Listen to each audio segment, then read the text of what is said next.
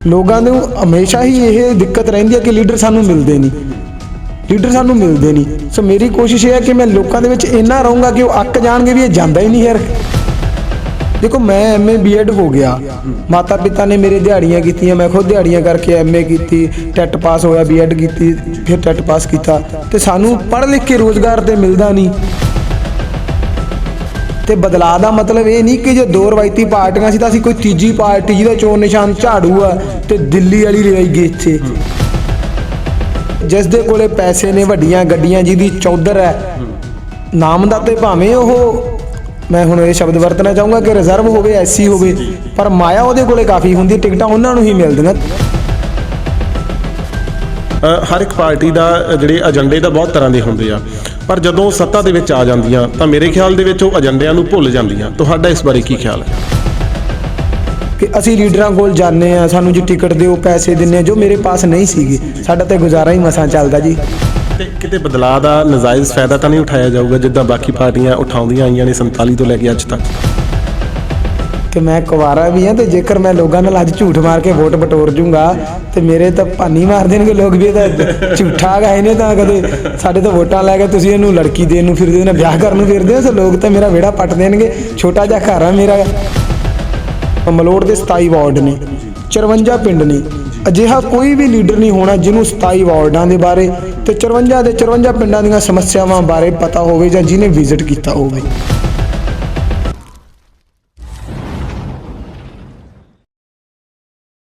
सत श्री अकाल दोस्तों, मैं तुहाडा अपना होस्ट मनजिंदर सिंह फतेहकमान। तुसीं देख रहे हो MG टैलीकास्ट। साडे नाल जो एक शख्सियत मौजूद आ, चोणां दा समा चल रहा, हर एक तरह की जिहड़ी पार्टी आ पूरा जोर ला रही है, वाह ला रही है आपदी।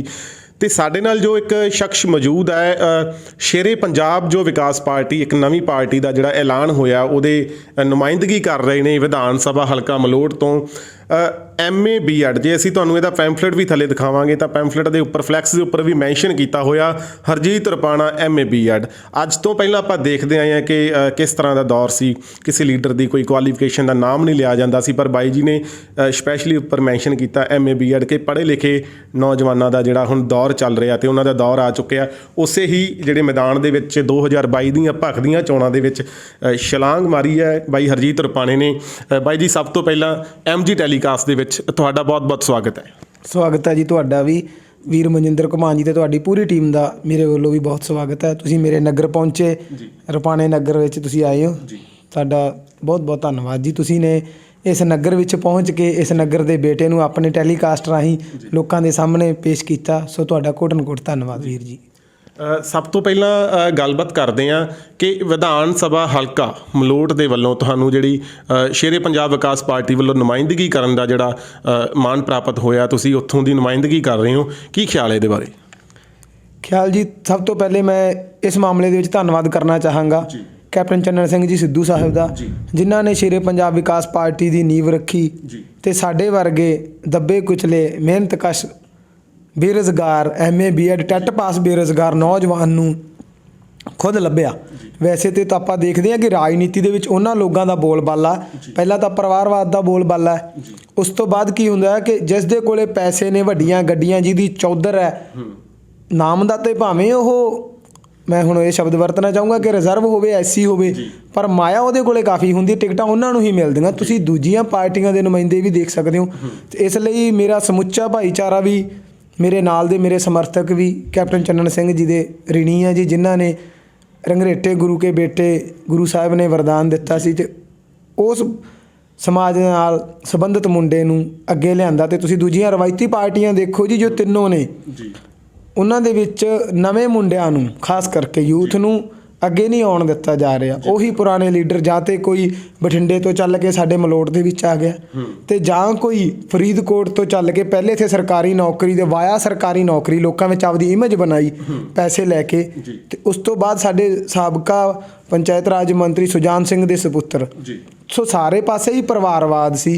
किते ना किते चन्नन सिंह जी ने जो ये कीता, मैनू ये मान बख्शिया, मेरा समुच्चा भाईचारा सदा उन्हां दा ऋणी रहूगा। सो उन्हां दी सोच नूं सलाम है जी। ਬਾਈ ਹਰਜੀਤ, जे हल्के रुपाणे की गल की जाए तो हरजीत नूं किद्दां दा जिहड़ा ਹੁੰਗਾਰਾ मिल रहा मलोड़ के लोगों वालों? ਬਹੁਤ ਪਿਆਰ ਮਿਲ ਰਿਹਾ ਜੀ। ਜਿੱਦਾਂ ਕਿ ਤੁਹਾਨੂੰ ਪਤਾ ਕਿ ਰਵਾਇਤੀ ਪਾਰਟੀਆਂ ਤੋਂ ਲੋਕ ਤੰਗ ਆ ਚੁੱਕੇ ਨੇ, ਬਦਲਾਅ ਦਾ ਮਾਹੌਲ ਚੱਲ ਰਿਹਾ ਤੇ ਬਦਲਾਅ ਦਾ ਮਤਲਬ ਇਹ ਨਹੀਂ ਕਿ ਜੇ ਦੋ ਰਵਾਇਤੀ ਪਾਰਟੀਆਂ ਸੀ ਤਾਂ ਅਸੀਂ ਕੋਈ ਤੀਜੀ ਪਾਰਟੀ ਜਿਹਦਾ ਚੋਣ ਨਿਸ਼ਾਨ ਝਾੜੂ ਆ ਤੇ ਦਿੱਲੀ ਵਾਲੀ ਲੈ ਆਈਏ ਇੱਥੇ। ਸੋ ਅਸੀਂ ਤੇ ਇਦਾਂ ਦੇ ਪੰਜਾਬੀ ਲੋਕਾਂ ਦੀ ਫਿਤਰਤ ਆ ਕਿ ਆਪਦੇ ਪਿੰਡ ਦਾ ਸਰਪੰਚ ਵੀ ਪਿੰਡ ਦਾ ਬੰਦਾ ਹੀ ਚਾਹੁੰਦੇ ਆ ਤੇ ਅਸੀਂ ਦਿੱਲੀ ਵਾਲਿਆਂ ਦੇ ਤਾਂ ਅੱਗੇ ਨਹੀਂ ਸਾਨੂੰ ਕੁਝ ਦਿੱਤਾ। ਸੋ ਇਸ ਕਰਕੇ ਜੇ ਬਦਲਾਅ ਦਾ ਮਾਹੌਲ ਆ ਤਾਂ ਲੋਕ ਸ਼ਖਸੀਅਤ ਦੇਖ ਕੇ, ਕੈਂਡੀਡੇਟ ਦੇਖ ਕੇ ਵੋਟ ਪਾਉਣਾ ਚਾਹੁੰਦੇ ਆ। ਸੋ ਇਸ ਕਰਕੇ ਮੈਂ ਨੌਜਵਾਨ ਆ ਤੇ ਮੈਨੂੰ ਹੁੰਗਾਰਾ ਬਹੁਤ ਅੱਛਾ ਮਿਲ ਰਿਹਾ। ਉਸ ਸਮਾਜ ਦੀ ਪੀੜ ਆ, ਮੈਂ ਹਲਕਾ ਰਿਜ਼ਰਵ ਹੈ। ਸੋ ਭਲੀ ਭਾਤ ਇਹਨਾਂ ਨੂੰ ਮੁਸ਼ਕਲਾਂ ਨੂੰ ਮੈਂ ਜਾਣਦਾ, ਉਹਨਾਂ ਨੂੰ ਹੰਡਾਇਆ ਆਪਦੇ ਪਿੰਡੇ ਤੇ ਲੋਕਾਂ ਦਾ ਪਿਆਰ ਹੀ ਹੈ ਜੀ। ਵਰਨਾ ਸਾਡੇ ਕੋਲੇ ਤਾਂ ਰਵਾਇਤੀ ਪਾਰਟੀਆਂ ਵਾਂਗੂ ਕੋਈ ਬਹੁਤਾ ਲਾਮ ਲਸ਼ਕਰ ਨਹੀਂ, ਕੋਈ ਧਨ ਦੌਲਤ ਨਹੀਂ। ਸੋ ਉਹਨਾਂ ਦੇ ਪਿਆਰ ਸਦਕਾ ਹੀ ਮਲੋਟ ਹਲਕੇ ਦੇ ਵੋਟਰਾਂ ਦੇ, ਲੋਕਾਂ ਦੇ ਪਿਆਰ ਸਦਕਾ ਸਾਡੇ ਹੌਸਲੇ ਬੁਲੰਦ ਨੇ ਤੇ ਦਿਨ ਰਾਤ ਸਾਡਾ ਕਾਫਲਾ ਵੱਧਦਾ ਜਾ ਰਿਹਾ ਜੀ। ਸੋ ਬੜੇ ਰਿਣੀ ਆ ਮਲੋਟ ਹਲਕੇ ਦੇ, ਬੜਾ ਵਧੀਆ ਹੁੰਗਾਰਾ। ਕਿਹੜੀ ਸੋਚ ਲੈ ਕੇ ਚੱਲੇ ਹੋ ਵੀ ਜੇ ਮਲੋਟ ਦੇ ਲੋਕ ਆ ਜਿਹੜੇ ਉਹ ਤੁਹਾਨੂੰ ਮੌਕਾ ਦਿੰਦੇ ਨੇ ਤਾਂ ਕੀ ਸੁਧਾਰ ਤੁਸੀਂ ਸੋਚੇ ਨੇ? ਕੀ ਮੈਨੀਫੈਸਟੋ ਕੀ ਆ ਦਿਮਾਗ ਦੇ ਵਿੱਚ? ਮੈਨੀਫੈਸਟੋ ਵੀਰ ਜੀ, ਸਭ ਤੋਂ ਪਹਿਲੀ ਗੱਲ ਤਾਂ ਇਹ ਹੈ ਕਿ ਅਸੀਂ ਖੁਦ ਨੌਜਵਾਨ ਇਸ ਸਿਸਟਮ ਦੀ ਪੈਦਾਇਸ਼ ਹਾਂ, ਜਿਸ ਸਿਸਟਮ ਨੇ ਸਾਨੂੰ ਬੇਰੁਜ਼ਗਾਰ ਕੀਤਾ। ਇੱਥੇ ਗੱਲਾਂ ਕੀ ਕੀਤੀਆਂ ਜਾਂਦੀਆਂ ਦੂਸਰੀਆਂ ਪਾਰਟੀਆਂ ਵੱਲੋਂ ਕਿ ਅਸੀਂ ਇੱਥੇ ਐਜੂਕੇਸ਼ਨ ਤੇ ਹੈਲਥ ਦੇਵਾਂਗੇ। ਦੇਖੋ, ਮੈਂ MA BEd ਹੋ ਗਿਆ, ਮਾਤਾ ਪਿਤਾ ਨੇ ਮੇਰੇ ਦਿਹਾੜੀਆਂ ਕੀਤੀਆਂ, ਮੈਂ ਖੁਦ ਦਿਹਾੜੀਆਂ ਕਰਕੇ MA ਕੀਤੀ, ਟੈਟ ਪਾਸ ਹੋਇਆ, BEd ਕੀਤੀ, ਫਿਰ ਟੈਟ ਪਾਸ ਕੀਤਾ ਤੇ ਸਾਨੂੰ ਪੜ੍ਹ ਲਿਖ ਕੇ ਰੋਜ਼ਗਾਰ ਤੇ ਮਿਲਦਾ ਨਹੀਂ। ਗੱਲ ਤੇ ਰੋਜ਼ਗਾਰ ਦੀ ਚਾਹੀਦੀ ਹੈ ਨਾ। ਸੋ ਸਾਨੂੰ ਰੋਜ਼ਗਾਰ ਚਾਹੀਦਾ, ਸਿੱਖਿਆ, ਹੈਲਥ, ਇਹ ਸਾਡੀਆਂ ਸਾਰੀਆਂ ਬੇਸਿਕ ਲੋੜਾਂ ਨੇ। ਪਰ ਇੱਥੇ ਕੇਵਲ ਮੈਂ ਦੇਖਿਆ ਕਿ ਜਿਹੜੀ ਸਾਡੀ ਹੁਣ ਨਵੀਂ ਉਪਜਵੀ ਹੈ, ਨਵੀਂ ਪਾਰਟੀ, ਉਹ ਵੀ ਗੱਲਾਂ ਹੀ ਕਰਦੇ ਆ ਕਿ ਅਸੀਂ ਹੈਲਥ ਤੇ ਐਜੂਕੇਸ਼ਨ, ਪਰ ਉਸ ਤੋਂ ਬਾਅਦ ਸਾਨੂੰ ਰੋਜ਼ਗਾਰ ਵੀ ਤੇ ਚਾਹੀਦਾ ਨਾ। ਰੋਜ਼ਗਾਰ ਨਹੀਂ ਮਿਲਦਾ ਤਾਂ ਬੱਚੇ ਜਿਹੜੇ ਨੌਜਵਾਨ ਮੁੰਡੇ ਆ, ਮੇਰੇ ਬਹੁਤੇ ਸਾਥੀ ਅਸੀਂ ਦੇਖਿਆ ਸਮਾਜ ਦੇ ਵਿੱਚ ਨਸ਼ੇ ਵੱਲ ਧੱਕੇ ਜਾਂਦੇ ਨੇ ਜਾਂ ਗੈਂਗਸਟਰਵਾਦ ਵੱਲ ਚਲੇ ਜਾਂਦੇ ਨੇ। ਸੋ ਮੇਰੀ ਕੋਸ਼ਿਸ਼ ਆ ਉਸ ਵਰਗ ਨਾਲ ਖੜਨ ਦੀ ਤੇ ਰੋਜ਼ਗਾਰ ਦੇ ਲਈ, ਤੇ ਨਸ਼ਾ ਜਿਹੜਾ ਲੋਕਾਂ ਨੂੰ ਪ੍ਰੇਰਿਤ ਕੀਤਾ ਜਾਵੇ, ਨੌਜਵਾਨਾਂ ਨੂੰ ਵੀ ਨਸ਼ੇ ਵੱਲ ਨਹੀਂ ਜਾਣਾ, ਸਗੋਂ ਖੇਡਾਂ ਨੂੰ ਪ੍ਰਫੁੱਲਿਤ ਕੀਤਾ ਜਾਵੇ। ਮੈਂ ਆਪ ਖੇਡਦਾ ਰਿਹਾ, ਤੁਹਾਨੂੰ ਪਤਾ ਵੀ ਹੁਣ ਰਾਜਨੀਤੀ ਨੇ ਜਾਂ ਇਸ ਮੇਰੇ ਲਈ ਇਹ ਸਮਾਜ ਸੇਵਾ, ਮੇਰੇ ਲਈ ਇਹ ਰਾਜਨੀਤੀ ਨਹੀਂ। ਸੋ ਇਸ ਨੇ ਮੇਰਾ ਹੁਣ ਉਸ ਨਾਲੋਂ ਟੱਚ ਤੋੜਤਾ, ਪਰ ਮੈਂ ਆਪਦਾ ਉਹ ਸਪਿਰਿਟ ਮਰਨ ਨਹੀਂ ਦੇਵਾਂਗਾ। ਸੋ ਮੈਂ ਸਪੋਰਟਸ ਦੇ ਲਈ, ਖੇਲਾਂ ਲਈ, ਲੋਕਾਂ ਦੇ ਬਾਕੀ ਜੋ ਬੇਸਿਕ ਲੋੜਾਂ ਉਹਨਾਂ ਲਈ ਤਾਂ ਦਿਨ ਰਾਤ ਖੜਦਾ ਰਹਾਂਗਾ। ਮੇਰਾ ਮੇਨ ਏਜੰਡਾ ਵੀ ਮੈਂ ਲੋਕਾਂ ਦੇ ਨਾਲ ਰਹਿਣਾ ਚਾਹੁੰਦਾ, ਲੋਕਾਂ ਦੇ ਵਿੱਚ ਰਹਿਣਾ ਚਾਹੁੰਦਾ। ਕਦੇ ਲੋਕਾਂ ਨੂੰ ਇਹ ਸ਼ਿਕਾਇਤ ਨਾ ਆਵੇ ਕਿ ਇਹ ਲੀਡਰ ਤੇ ਸਾਨੂੰ ਮਿਲਦੇ ਹੀ ਨਹੀਂ। ਹੁੰਦਾ ਇੱਦਾਂ ਹੀ ਰਿਹਾ ਵੀ ਇਹ ਸਾਨੂੰ ਮਿਲਦੇ ਹੀ ਨਹੀਂ। ਤੇ ਜਿਹੜਾ ਸਾਡਾ ਜਵਾਨੀ ਕਿਰਸਾਨੀ ਦਾ, ਸਾਡੀ ਪਾਰਟੀ ਦਾ ਏਜੰਡਾ, ਸਾਡੇ ਕੈਪਟਨ ਚੰਨਨ ਸਿੰਘ ਜੀ ਨੇ ਜੋ ਪ੍ਰੋਗਰਾਮ ਉਲੀਕਿਆ ਵੀ ਜਦੇ ਅਸੀਂ, ਦੇਖੋ ਹੌਲੀ ਹੌਲੀ ਪਾਰਟੀਆਂ ਤਰੱਕੀ ਕਰਦੀਆਂ ਨੇ। ਅੱਜ ਨਹੀਂ ਕੱਲ੍ਹ ਅਸੀਂ ਭਾਜਪਾ ਨੂੰ ਦੇਖ ਲਓ ਤੁਸੀਂ, ਉਹ ਕਿੰਨੀ ਸਾਲ ਸੰਘਰਸ਼ ਕਰਨ ਤੋਂ ਬਾਅਦ ਅੱਜ ਪੂਰਨ ਬਹੁਮਤ ਲੈ ਗਈ। ਅੱਜ ਨਹੀਂ ਤੇ ਕੱਲ੍ਹ ਅਸੀਂ ਪੂਰਨ ਬਹੁਮਤ ਲੈ ਕੇ ਇੱਕ ਦਿਨ ਸਰਕਾਰ ਬਣਾਉਣੀ ਹੈ ਪੰਜਾਬ ਦੇ ਵਿੱਚ, ਪੰਜਾਬ ਦੇ ਲੋਕਾਂ ਦੀ ਸੇਵਾ ਕਰਨੀ ਹੈ। ਤੇ ਸਾਡਾ ਏਜੰਡਾ ਇਹ ਹੈ ਕਿ ਪੰਜਾਬ ਦੀ ਕਿਰਸਾਨੀ ਤੇ ਜਵਾਨੀ ਬਚਾਉਣਾ। ਦੇਖੋ, ਕਿਰਸਾਨੀ ਹੈ, 10 ਕਿੱਲੇ ਤੱਕ ਦੇ ਜਿਹੜੇ ਕਿਸਾਨ ਆ ਤੇ ਨਾ ਤੇ ਉਹਨਾਂ ਦਾ ਜੀਵਨ ਪੱਧਰ ਇੰਨਾ ਉੱਚਾ, ਬੱਚਿਆਂ ਨੂੰ ਰੋਜ਼ਗਾਰ ਨਹੀਂ ਮਿਲਦਾ ਤੇ ਕਿਹਾ ਕਿ ਕਾਸਟਿਜ਼ਮ ਕਾਰਨ ਵੀ ਜਰਨਲ ਵਰਗ ਨਾਲ ਜੁੜੇ ਹੋਣ ਕਾਰਨ ਉਹਨਾਂ ਨੂੰ ਉਹ ਕੋਈ ਰਿਆਇਤਾਂ ਨਹੀਂ ਮਿਲਦੀਆਂ ਜਿਹੜੀਆਂ ਕਿ ਦੂਜੇ ਵਰਗਾਂ ਨੂੰ ਮਿਲਦੀਆਂ ਨੇ। ਸੋ ਉਹਨਾਂ ਦੀ ਜਿਹੜੀ ਕਿਰਸਾਨੀ ਆ ਉਹ ਵੀ ਨਿੱਘਰਦੀ ਜਾ ਰਹੀ ਹੈ। ਆਪਾਂ ਨੇ ਦੇਖਿਆ ਕਿ ਸੈਂਟਰ ਸਰਕਾਰ ਤੇ ਖ਼ਤਮ ਕਰਨ 'ਤੇ ਹੀ ਆ ਗਈ ਸੀ ਤੇ ਸਾਡੀਆਂ ਸਟੇਟ ਸਰਕਾਰਾਂ ਵੀ ਘੱਟ ਨਹੀਂ, ਇਹ ਵੀ ਉਹਦਾ ਪੂਰਾ ਸਾਥ ਹੀ ਦਿੰਦੀਆਂ। ਇਹਨਾਂ ਦੇ ਨਕਾਬ ਹੀ ਪਾਇਆ ਹੋਇਆ, ਅੰਦਰ ਖਾਤੇ ਮੀਟਿੰਗਾਂ ਕਰਕੇ ਇਹਨਾਂ ਨੇ ਸਾਈਨ ਕੀਤੇ। ਆਪਾਂ ਨੂੰ ਪਤਾ ਇਹਨਾਂ ਗੱਲਾਂ ਦਾ। ਤੁਸੀਂ ਜਿਵੇਂ ਏਜੰਡਿਆਂ ਦੀ ਗੱਲ ਕਰ ਰਹੇ ਹੋ ਬਾਈ ਜੀ, ਤਾਂ ਹਰ ਜਿਹੜੀਆਂ ਰਵਾਇਤੀ ਪਾਰਟੀਆਂ ਵੀ ਜਾਂ ਜਿਹੜੀਆਂ ਨਵੀਆਂ ਹੋਣ ਦੇ ਵਿੱਚ ਆ ਰਹੀਆਂ, ਹਰ ਇੱਕ ਪਾਰਟੀ ਦਾ ਜਿਹੜੇ ਏਜੰਡੇ ਦਾ ਬਹੁਤ ਤਰ੍ਹਾਂ ਦੇ ਹੁੰਦੇ ਆ, ਪਰ ਜਦੋਂ ਸੱਤਾ ਦੇ ਵਿੱਚ ਆ ਜਾਂਦੀਆਂ ਤਾਂ ਮੇਰੇ ਖਿਆਲ ਦੇ ਵਿੱਚ ਉਹ ਏਜੰਡਿਆਂ ਨੂੰ ਭੁੱਲ ਜਾਂਦੀਆਂ। ਤੁਹਾਡਾ ਇਸ ਬਾਰੇ ਕੀ ਖਿਆਲ ਹੈ? ਬਿਲਕੁਲ ਇਹ ਸਹੀ ਗੱਲ ਹੈ ਜੀ। ਹੁਣ ਤੱਕ ਸਾਡੇ ਲੋਕਾਂ ਨਾਲ 1947 ਤੋਂ ਲੈ ਕੇ ਇਹੀ ਹੁੰਦਾ ਆਇਆ। ਈਸਟ ਇੰਡੀਆ ਕੰਪਨੀ ਚਲੀ ਗਈ ਤੇ ਭਾਰਤੀ ਕੰਪਨੀਆਂ ਆ ਗਈਆਂ, ਭਾਵੇਂ ਅਸੀਂ ਉਹ ਪੰਜੇ ਵਾਲੇ ਕਹਿ ਲਈਏ ਜਾਂ ਕੋਈ ਹੋਰ ਰਲੀਆਂ ਮਿਲੀਆਂ ਸਰਕਾਰਾਂ ਜੋ ਵੀ ਆਈਆਂ, ਆਪਦੇ ਨਿੱਜੀ ਹਿੱਤੀ ਲੀਡਰਾਂ ਦੇ ਪੂਰੇ ਹੋਏ, ਲੋਕਾਂ ਨੂੰ ਕੁਝ ਨਹੀਂ ਮਿਲਿਆ। ਪਰ ਹਮੇਸ਼ਾ ਹੀ ਕੀ ਹੁੰਦਾ ਕਿ ਤੁਹਾਡੇ ਸੁਪਰੀਮੋ ਤੇ ਸਾਡੇ ਸੁਪਰੀਮੋ ਕੈਪਟਨ ਚੰਨਨ ਸਿੰਘ ਜੀ ਦੇ ਬਾਰੇ ਤੁਸੀਂ ਮੇਰੇ ਨਾਲੋਂ ਜ਼ਿਆਦਾ ਜਾਣਦੇ ਹੋ, ਕਿਉਂਕਿ ਮੈਨੂੰ ਉਹਨਾਂ ਨੇ ਲੱਭਿਆ, ਮੈਂ ਨਹੀਂ ਉਹਨਾਂ ਨੂੰ ਲੱਭਿਆ। ਅਮੂਮਨ ਇਹ ਹੁੰਦਾ ਕਿ ਅਸੀਂ ਲੀਡਰਾਂ ਕੋਲ ਜਾਂਦੇ ਹਾਂ, ਸਾਨੂੰ ਜੀ ਟਿਕਟ ਦਿਓ, ਪੈਸੇ ਦਿੰਦੇ ਹਾਂ, ਜੋ ਮੇਰੇ ਪਾਸ ਨਹੀਂ ਸੀਗੇ। ਸਾਡਾ ਤਾਂ ਗੁਜ਼ਾਰਾ ਹੀ ਮਸਾਂ ਚੱਲਦਾ ਜੀ। ਘਰ ਦੀ ਹਾਲਤ ਬਾਰੇ ਵੀ ਮੈਂ ਜਾਣਨ ਦਾ ਇੱਛੁਕ ਹਾਂ, ਜੇ ਤੁਸੀਂ ਦੱਸਣਾ ਚਾਹੁੰਦੇ ਹੋ ਤਾਂ। ਦੇਖੋ ਜੀ, ਸਧਾਰਨ ਪਰਿਵਾਰ 'ਚ ਜੰਮੇ ਹੋਏ ਆ ਤੇ ਘਰ ਤੁਸੀਂ ਬਸ 2 ਕਮਰੇ ਨੇ, ਇੱਕ 'ਚ ਮੈਂ ਸੌਂਦਾ, ਇੱਕ 'ਚ ਮੇਰੇ ਪੇਰੈਂਟਸ ਤੇ ਰਸੋਈ। ਸਧਾਰਨ ਹੈਗੇ ਆ ਜਮਾਂ। 7 ਕੁ ਮਰਲੇ ਜਗ੍ਹਾ, ਖੁਸ਼ੀਆਂ ਦਾ ਖੇੜਾ, ਆਂਢ ਗੁਆਂਢ ਦੇ ਬੱਚੇ ਆ ਜਾਂਦੇ, ਰੌਣਕ ਲੱਗੀ ਰਹਿੰਦੀ ਹੈ। ਟਿਊਸ਼ਨਾਂ ਵਗੈਰਾ ਦਿੰਦਾ ਬੱਚਿਆਂ ਨੂੰ। ਸੋ ਲੋਕਾਂ ਦਾ ਆਉਣ ਜਾਣ ਬਣਿਆ ਰਹਿੰਦਾ, ਮੇਰੇ ਪਾਸ ਕੰਮ ਧੰਦੇ ਆਉਂਦੇ ਰਹਿੰਦੇ ਨੇ ਤੇ ਰੌਣਕਾਂ ਲੱਗੀਆਂ ਰਹਿੰਦੀਆਂ। ਲੋਹੜੀ ਦੀਵਾਲੀ ਵਾਂਗੂ ਮਾਹੌਲ ਰਹਿੰਦਾ ਜੀ। ਸੋ ਬਹੁਤੀ ਤਾਂ ਬਾਕੀ ਛੱਤ ਸਾਡੀ ਤੇ ਟੈਲ ਬੱਤੇ ਦੀ ਹੈ ਜੀ, ਮੀਂਹ 'ਚ ਚੋਂਦੀ ਹੈ ਅੱਜ ਵੀ। ਅੱਛਾ ਜੀ। ਹਾਂਜੀ, ਅੱਜ ਵੀ ਚੋਂਦੀ ਆ ਉਹ ਛੱਤ। ਸੋ ਫਿਰ ਵੀ ਤੁਹਾਡਾ ਲੋਕਾਂ ਦਾ, ਹਲਕੇ ਦੇ ਲੋਕਾਂ ਦਾ ਪਿਆਰ ਆ, ਹੌਸਲਾ, ਸਿਸਟਮ ਨਾਲ ਮੱਥਾ ਲਾ ਰਹੇ ਆ ਇਹਨਾਂ ਗੱਲਾਂ ਨੂੰ ਮੁੱਖ ਰੱਖਦੇ ਹੋਏ। ਉਹ ਸਾਡੀਆਂ ਵੀ ਇਹ ਮੁਸ਼ਕਲਾਂ ਤੇ ਆਮ ਵਰਗ ਦੀਆਂ ਸਭ ਦੀਆਂ ਹੀ ਇਹੀ ਮੁਸ਼ਕਲਾਂ ਜੀ। ਸੋ ਇਹਨਾਂ ਮੁਸ਼ਕਲਾਂ ਨੂੰ ਦੂਰ ਕਰਨ ਲਈ, ਕਿਉਂਕਿ ਜੋ ਲਾਭ ਪਹੁੰਚਦੇ ਨੇ ਉਹ ਕੇਵਲ ਕੁਝ ਕੁ ਲੋਕਾਂ ਤੱਕ ਪਹੁੰਚਦੇ ਨੇ, ਲੀਡਰਾਂ ਦੇ ਚਹੇਤਿਆਂ ਤੱਕ ਪਹੁੰਚਦੇ ਨੇ, ਬਹੁਤੇ ਲੋਕਾਂ ਤੱਕ ਉਹ ਲਾਭ ਪਹੁੰਚਦੇ ਹੀ ਨਹੀਂ। ਤੁਸੀਂ ਲੋਕਡਾਊਨ ਦਰਮਿਆਨ, ਮੈਂ ਤੁਹਾਡੇ ਨਾਲ ਇੱਕ ਘਟਨਾ ਅੱਜ ਸ਼ੇਅਰ ਕਰਨੀ ਚਾਹੂੰਗਾ ਕਿ ਸਾਡੇ ਲੋਕਾਂ ਦਾ ਮਜ਼ਾਕ ਉਡਾਇਆ ਗਿਆ ਲੋਕਡਾਊਨ ਦਰਮਿਆਨ। ਇੱਕ ਅੰਬ ਦੀ ਫਾੜੀ ਤੇ 5-5 ਕਿਲੋ ਆਟਾ ਥੈਲੀਆਂ ਦੇ ਵਿੱਚ ਦਿੱਤਾ ਗਿਆ, ਜਿੱਦਾਂ ਉਹ ਮੰਗਤੇ ਹੁੰਦੇ ਨੇ। ਜਿਹੜੀ ਪੰਜਾਬ ਸਰਕਾਰ ਵੱਲੋਂ ਸਹਾਇਤਾ ਆਈ ਸੀ, ਕੈਪਟਨ ਸਰਕਾਰ ਵੱਲੋਂ ਜੋ ਕਿੱਟਾਂ ਆਈਆਂ ਸੀ, ਉਹ ਵੀ ਨਹੀਂ ਸਾਡੇ ਲੋਕਾਂ ਨੂੰ ਦਿੱਤੀਆਂ ਗਈਆਂ ਸੀ। ਉੱਪਰੋਂ 537 ਰਾਸ਼ਨ ਕਾਰਡ ਮੇਰੇ ਰੁਪਾਣਾ ਨਗਰ ਦੇ 3 ਰੁਪਾਣੇ ਇਹਨਾਂ ਦੇ ਕੱਟ ਦਿੱਤੇ ਗਏ। ਉਹਦਾ ਅਸੀਂ ਧਰਨਾ ਲਗਾਇਆ ਬਕਾਇਦਾ, 46 ਡਿਗਰੀ ਟੈਂਪਰੇਚਰ, ਤੇ ਅਪ੍ਰੈਲ ਮਹੀਨੇ ਦੇ ਵਿੱਚ, ਜਦੋਂ ਕਿ ਫੁੱਲ ਕਰੋਨਾ ਦਾ ਪ੍ਰਕੋਪ ਸੀ। ਫਿਰ ਕਿਤੇ ਜਾ ਕੇ ਸਾਨੂੰ ਰਾਹਤ ਸਮੱਗਰੀ ਮਿਲੀ ਤੇ ਅਸੀਂ ਭੁੱਖੇ ਮਰਨ, ਜਦੋਂ ਸਾਨੂੰ ਸਿਸਟਮ ਨੇ ਆ ਕੇ ਅਪਰੋਚ ਕੀਤੀ, ਪ੍ਰਸ਼ਾਸਨ ਨੇ, ਤਾਂ ਕਹਿੰਦੇ ਤੁਸੀਂ ਕਰੋਨਾ ਨਾਲ ਮਰ ਜਾਓਗੇ। ਸੋ ਸਾਡੀ ਇਹ ਥਿੰਕਿੰਗ ਹੈ, ਇਹ ਸੋਚ ਹੈ ਕਿ ਭੁੱਖੇ ਮਰਨ ਨਾਲੋਂ ਚੰਗਾ ਅਸੀਂ ਲੜ ਕੇ ਆਪਦੇ ਹੱਕ ਲਈ, ਕਰੋਨਾ ਨਾਲ ਮਰ ਜਾਵਾਂਗੇ ਤਾਂ ਮਰ ਜਾਈਏ, ਪਰ ਅਸੀਂ ਆਪਦਾ ਹੱਕ ਲੈ ਕੇ ਛੱਡਾਂਗੇ ਜੋ ਸਾਨੂੰ ਪੰਜਾਬ ਸਰਕਾਰ ਨੇ ਦੇਣਾ ਸੀਗਾ। ਸੋ ਇਸ ਕਰਕੇ ਘਰ 'ਤੇ ਇੱਦਾਂ ਕੀ ਹੈ ਜੀ, 2 ਟਾਈਮ ਦਾ ਗੁਜ਼ਾਰਾ ਮਸਾਂ ਹੀ ਹੁੰਦਾ, 2 ਡੰਗ ਦੀ ਰੋਟੀ ਮਸਾਂ ਹੀ ਪੱਕਦੀ। ਕੁਆਲੀਫਿਕੇਸ਼ਨ ਬਾਰੇ ਵੀ ਜ਼ਰੂਰ ਚਾਨਣਾ ਪਾਓ ਬਾਈ ਹਰਜੀਤ। ਮੈਂ ਚਾਹਣਾ ਕੁਆਲੀਫਿਕੇਸ਼ਨ ਵੀਰ ਜੀ, ਸਰਕਾਰੀ ਸਕੂਲਾਂ 'ਚ ਪੜ੍ਹੇ ਹਾਂ ਜੀ। ਉਹ ਕਹਿੰਦੇ ਨੇ ਕਿ ਸਰਕਾਰੀਆਂ 'ਚ ਪੜ੍ਹੇ ਹਾਂ, ਕੋਈ ਉੱਚਾ ਨਾ ਘਰਾਣਾ ਏ। ਸੋ ਮਿਹਰ ਬਾਬੇ ਦੀ ਹੈ ਪੂਰੀ। ਬਸ ਇੱਦਾਂ ਹੀ ਸਰਕਾਰੀ ਸਕੂਲੇ +2 ਕੀਤੀ ਜੀ। BA ਗ੍ਰੈਜੂਏਸ਼ਨ ਕਰਨ ਦੀ ਬੜੀ ਤਮੰਨਾ ਸੀ ਕਿ ਮੈਂ ਗੌਰਮੈਂਟ ਕਾਲਜ ਪੜ੍ਹਾਂ। ਹਾਲਾਤ ਇੱਦਾਂ ਦੇ ਸੀ ਕਿ ਦੋਧੀ ਦਾ ਕੰਮ ਕਰਨਾ ਪਿਆ। ਹਾਂਜੀ। ਅਤੇ ਉਸ ਤੋਂ ਬਾਅਦ ਵਾਟਰ ਵਰਕਸ 'ਤੇ ਬਿੱਲ ਕਲਰਕੀ ਦਾ ਕੰਮ ਕੀਤਾ ਪ੍ਰਾਈਵੇਟ ਤੌਰ 'ਤੇ। LIC ਦੇ ਵਿੱਚ ਐਡਵਾਈਜ਼ਰ ਰਹੇ। ਸੋ ਬਸ ਡਿੱਗਦੇ ਢਹਿੰਦੇ ਗ੍ਰੈਜੂਏਸ਼ਨ ਕਰ ਗਏ ਡਿਸਟੈਂਸ ਰਾਹੀਂ। ਉਸ ਤੋਂ ਬਾਅਦ ਬਸ ਸਮਾਜ ਸੇਵਾ ਦੇ ਵਿੱਚ ਮੌਕਾ ਮਿਲਿਆ ਮੈਂਬਰ ਪੰਚਾਇਤ ਦਾ। ਇੱਦਾਂ ਚੱਲਦੇ ਸਰਪੰਚੀ ਦੇ ਇਲੈਕਸ਼ਨ ਲਈ ਯੋਗ ਕਰ B.Ed ਕੀਤੀ, BA ਬਾਅਦ B.Ed ਕੀਤੀ। ਉਸ ਤੋਂ ਬਾਅਦ ਟੈਟ ਕੁਆਲੀਫਾਈ ਕਰਤਾ। ਟੈਟ ਕੁਆਲੀਫਾਈ ਤੋਂ ਬਾਅਦ ਨੌਕਰੀ ਦੀ ਤਲਾਸ਼ ਕੀਤੀ, ਨਹੀਂ ਮਿਲ ਰਹੀ ਸੀ। ਸਮਾਜ ਨਾਲ ਖੜ੍ਹਦੇ ਰਹੇ ਪਿੰਡ ਦੇ ਵਿੱਚ। ਸਰਪੰਚੀ ਦਾ ਇਲੈਕਸ਼ਨ ਆਇਆ ਜਦੇ 2018 ਦੇ ਵਿੱਚ। ਤਦੇ ਲੋਕਾਂ ਨੇ ਪਿਆਰ ਦਿੱਤਾ, ਬਹੁਤ ਪਿਆਰ ਸਤਿਕਾਰ ਦਿੱਤਾ। ਸੋ ਸਾਡੀ ਸੋਚ ਇਹ ਹੈ ਕਿ ਹੱਕ ਲਈ ਲੜ ਕੇ ਮਾਰੋ, ਕਿਸੇ ਦੇ ਮੂੰਹ ਵੱਲ ਨਾ ਦੇਖੋ। ਮੇਰਾ ਰੁਪਾਣਾ ਨਗਰ 1947 ਤੋਂ ਲੈ ਕੇ RTI ਵੀ ਮੰਗੀ ਪਰ ਮਿਲੀ ਨਹੀਂ। ਸਿਰਫ ਇੱਕ ਦਫਾ ਰਿਜ਼ਰਵ ਹੋਇਆ 1997 ਦੇ ਵਿੱਚ, ਅਤੇ ਰਿਜ਼ਰਵ ਨਹੀਂ ਹੋਇਆ ਸੀ ਅਤੇ ਸਾਡੇ ਕੋਲ ਇੰਨੇ ਪੈਸੇ ਨਹੀਂ ਹੁੰਦੇ ਗੇ ਰਿਜ਼ਰਵ ਬੰਦਿਆਂ ਕੋਲ ਵੀ ਜੋ ਚੋਣਾਂ ਜਿੱਤ ਸਕਣ। ਚੋਣਾਂ ਵੈਸੇ ਤੁਹਾਨੂੰ ਪਤਾ ਹੈ ਕਿ ਦਾਰੂ ਅਤੇ ਪੈਸੇ ਦਾ ਹੀ ਖੋ ਨੇ। ਇਹਦੇ ਜਿੱਥੇ ਕਹਿੰਦੇ ਕਿ ਜਿਹੜਾ 4 ਕੁ ਪੈਸੇ ਖਰਚਣ ਜੋਗਾ ਹੈ TV ਉੱਤੇ, ਉਹਦੀ ਹੀ ਬਸ ਸ਼ੋਭਾ ਹੈ। ਸੋ ਉਹਨਾਂ ਲੋਕਾਂ ਦੀ ਸ਼ੋਭਾ ਹੁੰਦੀ ਸਮਾਜ ਦੇ ਵਿੱਚ ਵੀ। ਪਰ ਇਲੈਕਸ਼ਨ ਫਿਰ ਜਰਨਲ ਹੋ ਗਿਆ, ਅਸੀਂ ਨੇ ਟੱਕਰ ਦਿੱਤੀ। ਵੱਡੀਆਂ ਫਰਮਾਂ ਸੀ ਮੇਰੇ ਨਗਰ ਦੀਆਂ। ਸੋ ਲੋਕ ਜਾਣਦੇ ਨੇ ਬਖੂਬੀ ਕਿ ਉਹਨਾਂ ਦਾ ਜਿੱਤ 'ਤੇ ਭਾਵੇਂ ਗਏ ਪਰ ਇੰਨਾ ਜ਼ਿਆਦਾ ਪੈਸਾ ਖਰਚ ਹੋਇਆ। ਸਾਨੂੰ ਲੋਕਾਂ ਦਾ ਹਿੱਸੇ ਦੇ ਵਿੱਚ ਪਿਆਰ ਮਿਲਿਆ। ਉਸ ਪਿਆਰ ਦੀ ਬਦੌਲਤ ਮੈਨੂੰ ਤਾਕਤ ਮਿਲੀ ਦਿਨ ਬ ਦਿਨ। ਅਤੇ ਕੈਪਟਨ ਚੰਨਣ ਸਿੰਘ ਜੀ ਦੀ ਨਿਗਾਹ ਦੇ ਵਿੱਚ ਹਰਜੀਤ ਰੁਪਾਣਾ ਆ ਗਿਆ। ਇਹ ਨਗਰ ਆ ਗਿਆ ਜਿੱਥੇ ਸਾਹਿਬੇ ਕਮਾਲ ਗੁਰੂ ਗੋਬਿੰਦ ਸਿੰਘ ਜੀ ਨੇ ਚਰਨ ਪਾਏ ਸੀ। ਅਤੇ ਇਹ ਜੋ ਚੌਪਈ ਸਾਹਿਬ ਦੇ ਵਿੱਚ ਵੀ ਦਰਜ ਹੈ, ਸਾਡੇ ਗੁਰੂ ਘਰ ਦੇ ਵਿੱਚ ਗੁਰੂ ਸਾਹਿਬ ਰਹੇ ਨੇ। ਉਹਨਾਂ ਨੇ ਲਿਖਿਆ ਹੋਇਆ ਚੌਪਈ ਦੇ ਵਿੱਚ ਕਿ ਗ੍ਰਾਮ ਰੁਪਾਣੇ ਚੱਲ ਕਰ ਆਏ, ਉਤਰੇ ਤਹਾਂ ਤਰੰਗ ਲਗਾਏ, ਥਲ ਉਤੰਗ ਇੱਕ ਘੋਗੜ ਹੇਰਾ, ਤੀਰ ਮਾਰ ਤਿਸਕੋ ਹੱਥ ਗੇਰਾ। ਸੋ ਇਹ ਇਤਿਹਾਸਕ ਨਗਰ ਨੂੰ ਇਹ ਮਾਣ ਬਖਸ਼ਿਆ ਚੰਨਣ ਸਿੰਘ ਜੀ ਨੇ। ਤੁਸੀਂ ਦੱਸਿਆ ਕਿ ਵੱਡੀਆਂ ਪਾਰਟੀਆਂ ਸੀ ਉਦੋਂ, ਪੈਸੇ ਵਾਲੀਆਂ ਸੀ, ਅਤੇ ਚਲੋ ਜਿੱਤ ਦਾ ਮੌਕਾ ਤਾਂ ਨਹੀਂ ਮਿਲਿਆ। ਤਾਂ ਇਸ ਵਾਰ ਤਾਂ ਉਸ ਤੋਂ ਵੀ ਵੱਡੀਆਂ ਪਾਰਟੀਆਂ ਨੇ, ਵੱਡੇ ਵੱਡੇ ਮਗਰਮੱਛ ਬੈਠੇ ਨੇ, ਰਵਾਇਤੀ ਪਾਰਟੀਆਂ ਨੇ।